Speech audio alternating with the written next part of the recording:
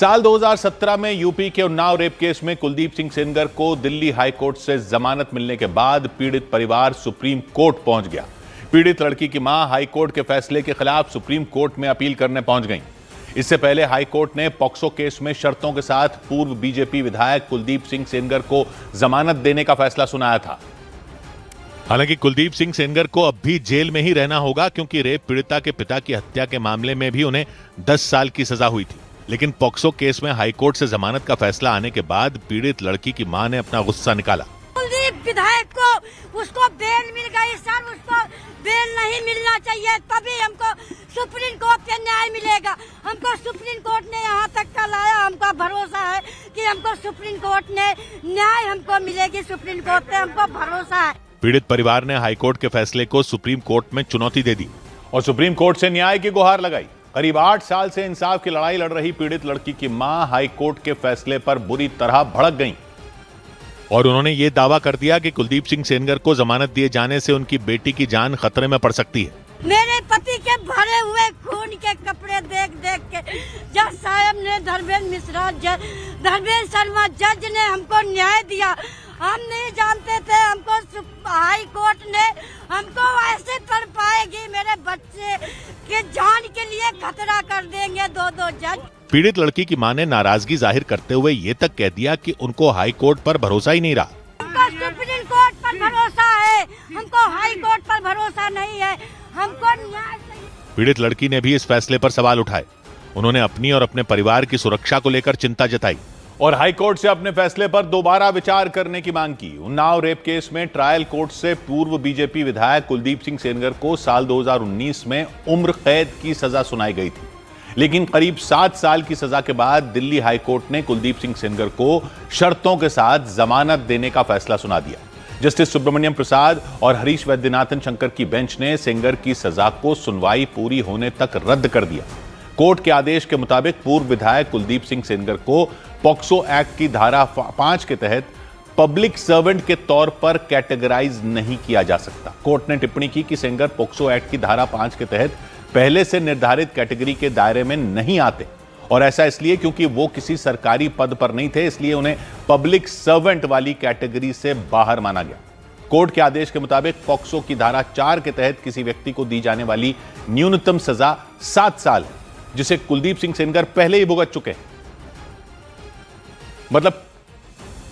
मतलब high court के जजों ने पॉक्सो एक्ट की धारा 5 का हवाला देकर कुलदीप सिंह सेंगर की जमानत मंजूर कर दी। कोर्ट ने कुलदीप सिंह सेंगर को 15 लाख रुपए के निजी मुचलके पर रिहा करने का आदेश दिया और सुनवाई के बाद 53 पन्नों का आदेश जारी किया। अपने आदेश में कोर्ट ने सेंगर को जमानत देने के लिए लगाई गई कई तरह की शर्तों का भी जिक्र किया। जमानत के लिए कोर्ट ने जो शर्तें रखी, उनके मुताबिक जमानत के बाद सेंगर को पीड़ित लड़की के 5 किलोमीटर के दायरे से दूर रहना होगा। उन्हें हर सोमवार को पुलिस को रिपोर्ट करना होगा, अपना पासपोर्ट जमा कराना होगा ताकि वो देश छोड़कर न जा सके। कोर्ट ने अपने आदेश में साफ लिखा कि एक भी शर्त तोड़ने पर कुलदीप सिंह सेंगर की बेल रद्द कर दी जाएगी। लेकिन हाई कोर्ट के फैसले के बाद बखेड़ा खड़ा हो गया। पीड़ित परिवार के साथ ही कई लोगों ने कुलदीप सिंह सेंगर को जमानत दिए जाने के फैसले पर सवाल उठाए और इसे पीड़ित लड़की के लिए खतरा बताया। 8 साल पहले हुए उन्नाव रेप केस ने पूरे देश को हिलाकर रख दिया था। उत्तर प्रदेश की राजधानी लखनऊ से करीब 70 किलोमीटर दूर उन्नाव जिले के माखी गांव की चर्चा पूरे देश में शुरू हो गई थी, क्योंकि इस गांव की रहने वाली 17 साल की एक नाबालिग लड़की ने आरोप लगाया था कि उसे अगवा करके कई दिन तक उसका गैंगरेप किया गया था। लड़की ने इस मामले में जो एफआईआर दर्ज करवाई थी, उसमें उस वक्त के बीजेपी विधायक कुलदीप सिंह सेंगर का नाम शामिल था।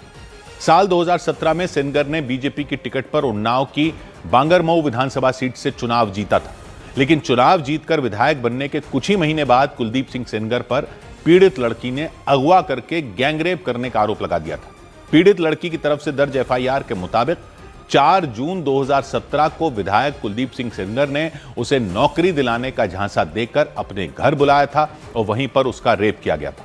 पीड़ित लड़की ने बताया था कि इस घटना के बाद वो माखी थाने में केस दर्ज करवाने पहुंची थी, लेकिन दावा किया गया कि दबाव में पुलिस ने एफआईआर में विधायक का नाम लिखा ही नहीं था।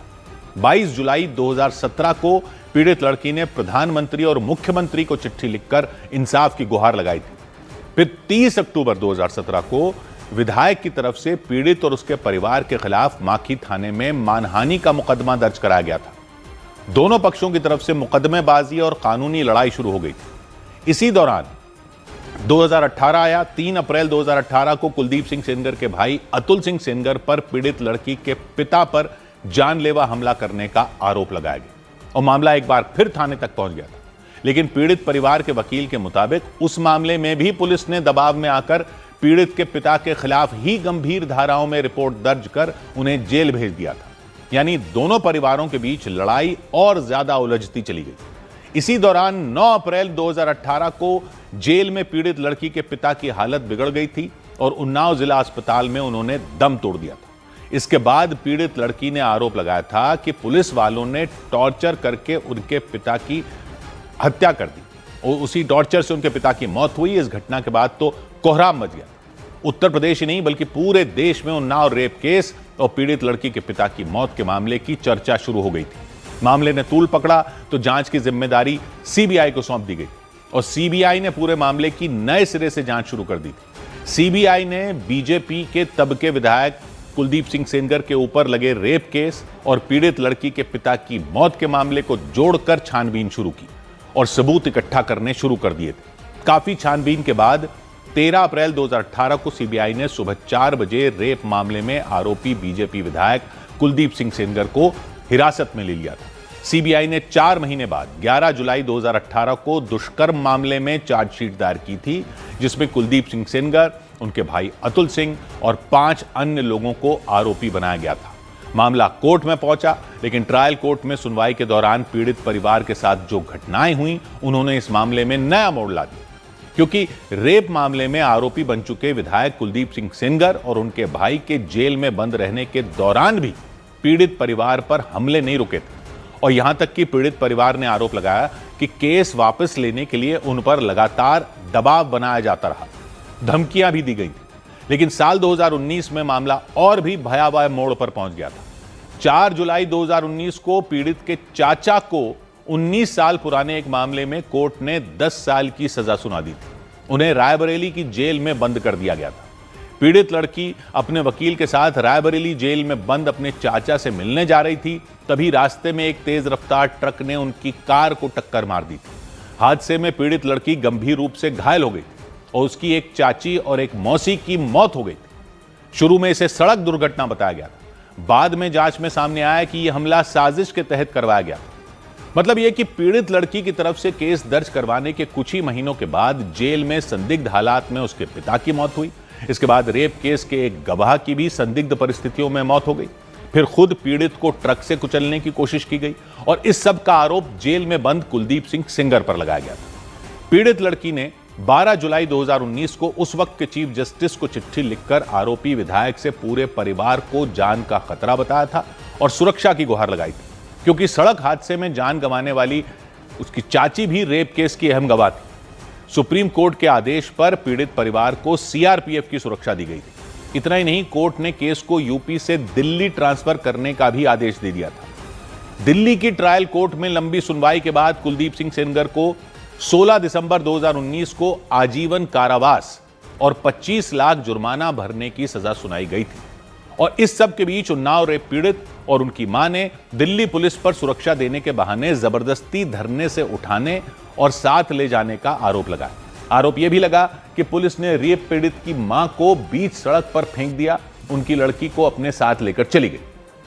और यह घटना तब हुई जब दिल्ली हाईकोर्ट के फैसले के खिलाफ रेप पीड़ित, उनकी मां और योगिता भयाना नाम की सामाजिक कार्यकर्ता इंडिया गेट के सामने धरने पर बैठ गईं। इस पर पुलिस ने उन्हें जबरदस्ती हटाना शुरू किया, लेकिन रेप पीड़ित की मां ने वहां से हटने से इनकार कर दिया। इसके बाद पुलिस उन्हें उठाकर ले जाने में जुट गई। नहीं बैठेंगे, नहीं बैठेंगे, नहीं बैठेंगे, नहीं बैठेंगे, गाड़ी में नहीं चलेंगे। किसी तरह पुलिस के लोग उन्हें खींचकर सड़क पर खड़ी बस के पास ले आए, लेकिन बस के पास पहुंचने के बाद वो सड़क पर ही बैठ गईं।